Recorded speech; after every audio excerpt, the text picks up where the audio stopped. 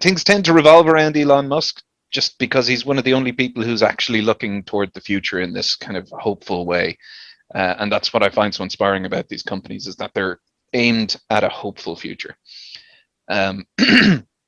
Excuse me. The deal with SpaceX is, it was kind of the scrappy newcomer on the block as far as space launch was concerned.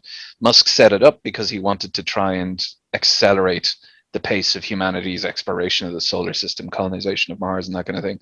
But he very quickly realized that we weren't really making any progress toward that goal at all. And he was going to have to take it upon himself to do that. So he set up a company, sort of set out a roadmap to how to get to that point. And it essentially went very small rocket, undercut the competition, get some funding together, build a bigger rocket, take over the majority of the world's space launch business, which he has done now. Launch people into space on NASA contracts, lower the price enough that you can start attracting customers who aren't governments, so private individuals of wealth and groups and so forth. That's happening now. There are multiple private space missions on the books. Even since we last talked, a number have been announced. And then with all of that revenue, colonize Mars.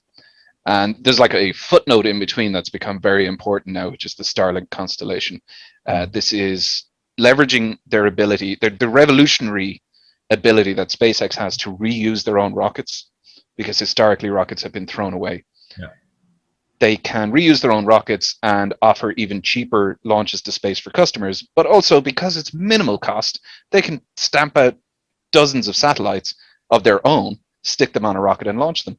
And what can they do with those satellites? They can form a network around the world that provides high-speed, low-latency internet coverage to places that previously would not have had that. And the revenue from that is probably going to be the backbone of what funds the Mars colonization campaign. Mm-hmm. And that has already gotten started. They're building the Starship, which is a brilliant and slightly frustratingly named rocket that will be capable of taking, they say 100 people, but I would not want to be with 99 other people on one of these rockets. It's big, but it's not that big. I would say probably 40 people at a time per rocket to Mars. And the plan is to have hundreds, if not thousands, of rockets going to Mars at the same time every 2 years when the orbits line up. Mm-hmm. And in that way, found a colony, hoping to have 1 million people on Mars by the end of the century. Hey, thanks for watching this video. If you want to see the full version, go to the Uncle Gold Podcast YouTube channel or watch the next clip.